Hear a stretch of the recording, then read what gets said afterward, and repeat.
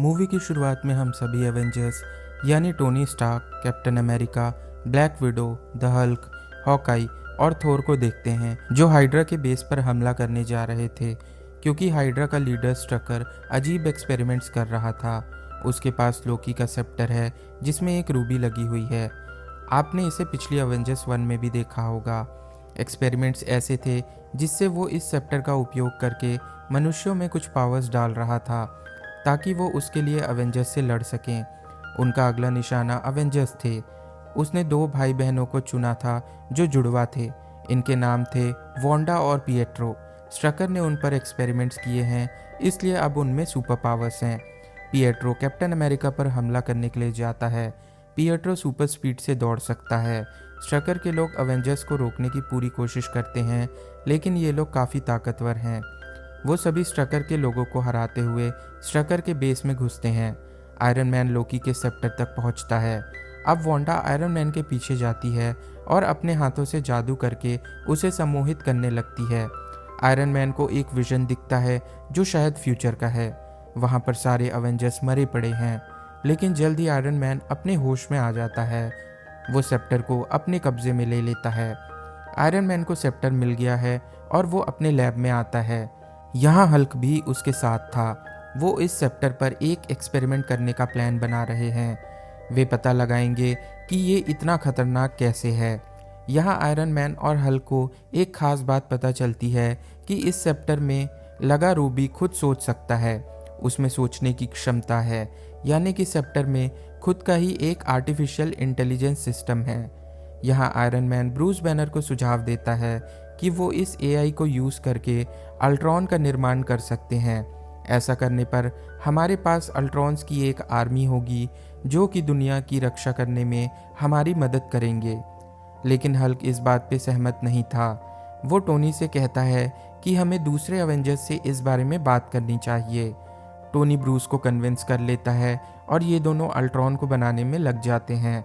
Iron man और Hulk इसके चारों ओर एक प्रोटेक्टिव शील्ड बनाते हैं ताकि ये वहाँ मौजूद इलेक्ट्रॉनिक्स और कंप्यूटर्स को स्कैन ना कर सके या उन्हें नुकसान नहीं पहुँचा सके, क्योंकि अभी अल्ट्रॉन पूरी तरह रेडी नहीं था। लेकिन उनका प्लान फेल हो जाता है और इसकी एनर्जी पहले ही वहाँ मौजूद इलेक्ट्रॉनिक्स तक पहुँच चुकी होती है। ये उन्हें स्कैन करना शुरू कर देता है। आयरन मैन का एक और पर्सनल एआई था जिसका नाम जार्विस था। इसकी भी खुद की सोचने समझने की शक्ति होती है और ये सेप्टर से लड़ने लगता है ताकि सेप्टर किसी भी इलेक्ट्रॉनिक्स को नुकसान नहीं पहुंचा सके या हैक ना कर सके। लेकिन सेप्टर बहुत पावरफुल था। वो जार्विस को ओवर पावर करते हुए उसे मार देता है। इसके बाद सेप्टर आयरन मैन के एक एंड्रॉयड पर शिफ्ट हो जाता है और वहाँ से भाग जाता है और वहाँ से आगे बढ़ते हुए सेप्टर को नष्ट कर देता है। इसके बाद अल्ट्रॉन हाइड्रा बेस पर जाता है ताकि वो अपने फिजिकल फॉर्म को अपग्रेड कर सके। यहाँ हम देखते हैं कि अल्ट्रॉन ने अपना शरीर बदल दिया है। ये रोबोटिक रूप में आता है। अल्ट्रॉन जुड़वा बच्चों के पास जाता है। वो उनसे अपनी सेना का हिस्सा बनने के लिए कहता है।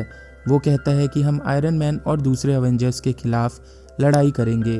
वे जुड़वा बच्चे तुरंत सहमत हो जाते हैं क्योंकि वे कहते हैं कि आयरन मैन ने हमारे माता पिता की जान ली है।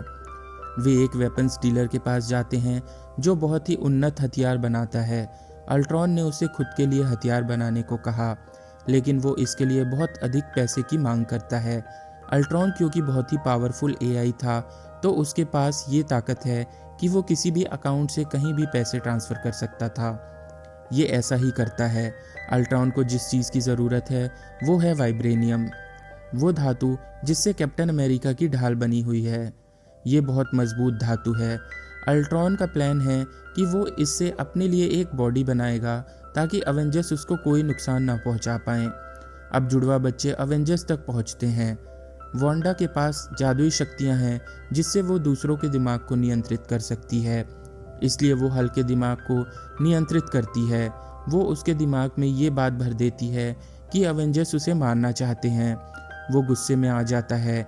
वो अपनी ही टीम को ख़त्म करने के लिए आगे बढ़ता है। अब चूंकि हल्क इतना शक्तिशाली था इसलिए आयरन मैन भी अपना नया सूट पहनता है। उसने इसे पहले ही तैयार कर लिया था। इस सूट का नाम था हल्क बस्टर। ये सिर्फ हल्क को कंट्रोल करने के लिए ही बनाया गया था। इस बात का टोनी को पहले से ही अंदेशा था कि हल्क एक दिन ऐसा कर सकता है। यहाँ उनके बीच लड़ाई शुरू हो जाती है। हल्क ने आयरन मैन की ओर एक कार फेंका है। आयरन मैन इससे बचते हुए हल्क को उठाता है और दूसरी तरफ फेंक देता है। क्योंकि हल्क बहुत आक्रामक था, इसलिए उसने आयरन मैन की बाह में एक रॉड घोंप दिया। इससे उसका सूट खराब हो गया था।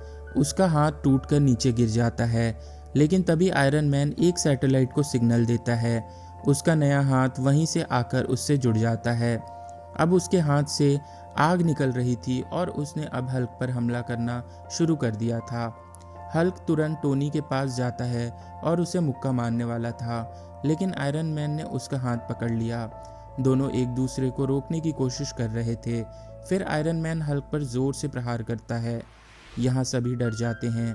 ये पहली बार था कि अवेंजर्स आपस में लड़ रहे हैं।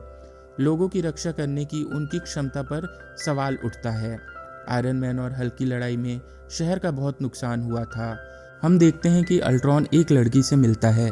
क्योंकि अल्ट्रॉन को सेप्टर की रूबी की शक्तियों से बनाया गया था, इसलिए वो उस रूबी को और अधिक मजबूत बनाने के लिए उसे वाइब्रेनियम के साथ मिलाना चाहता है। अल्ट्रॉन उस लड़की से इस काम में मदद करने के लिए कहता है, लेकिन तभी वांडा उसके मन की बात पढ़ लेती है। अल्ट्रॉन एक शक्तिशाली हथियार बनाना चाहता है। इससे वो सभी इंसानों को मार सकता है और उन पर राज कर सकता है। वांडा को ये मंजूर नहीं था, क्योंकि वो भी एक इंसान थी। वो अल्ट्रॉन से कहती है, हमें लगा था कि तुम सिर्फ आयरन मैन के खिलाफ हो, लेकिन तुम तो पूरी दुनिया को नष्ट करना चाहते हो। हमें इस काम में तुम्हारा साथ नहीं देना चाहिए।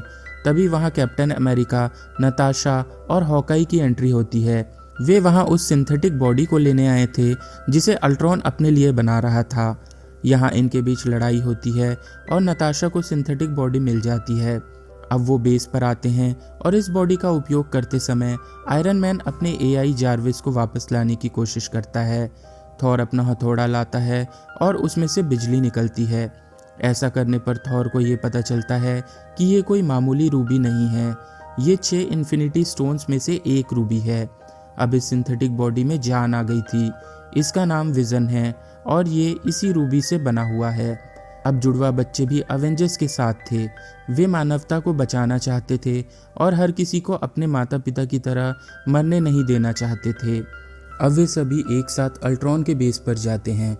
अल्ट्रॉन उस पूरे शहर को आसमान पर उठाना चाहता है जहां उसका बेस था। ये उस शहर को ऊपर से नीचे धरती पर गिराना चाहता है, जिससे कि एक विस्फोट होगा और सारी मानवता नष्ट हो जाएगी, ठीक एक उल्का पिंड की तरह। लेकिन अवेंजर्स इसे पहले से जानते हैं। वे तैयार होकर वहां पहुंच जाते हैं। जैसे ही वे वहां पहुंचते हैं, अल्ट्रॉन की सेना उन पर हमला कर देती है।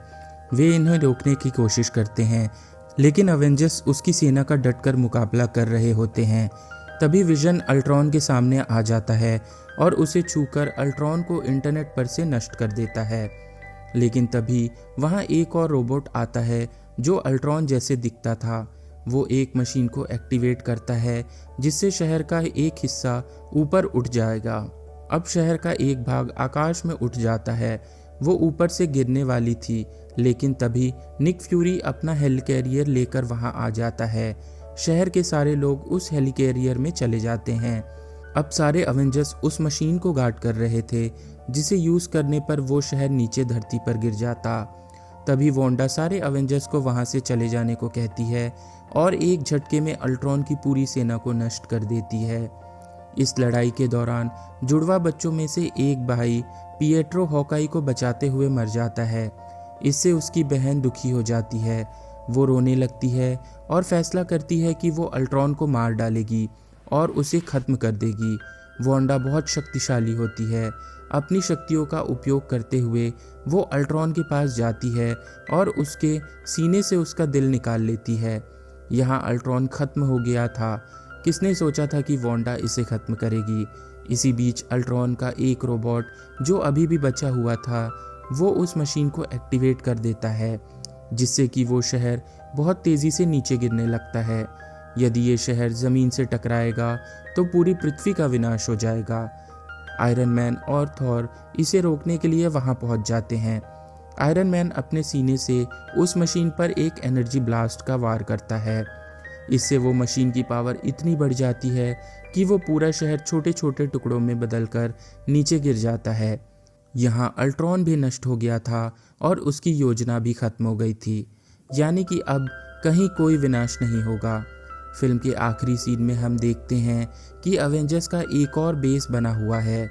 अब थॉर उनसे कहता है कि मुझे एसगार्ड लौटना होगा, क्योंकि मैंने अपनी विजन में जो 6 इन्फिनिटी स्टोन्स देखे हैं, मुझे उन पर कुछ रिसर्च करनी होगी। फिर कैप्टन अमेरिका और नताशा लोगों को अवेंजर्स टीम में जोड़ने के लिए ट्रेनिंग देना शुरू करते हैं। वे उन्हें नई तरीके सिखाने लगते हैं। फिल्म यहीं समाप्त होती है, लेकिन क्रेडिट के बाद का दृश्य में हम थैनोस को देखते हैं। वो कहता है कि अब मैं किसी पर भरोसा नहीं करूँगा, मैं खुद पृथ्वी पर जाऊँगा और उसका नाश कर दूँगा। इसके साथ ही अवेंजर्स का दूसरा भाग यहीं पर ख़त्म हो जाता है। वीडियो को अंत तक देखने के लिए धन्यवाद। वीडियो को लाइक और चैनल को सब्सक्राइब ज़रूर करें।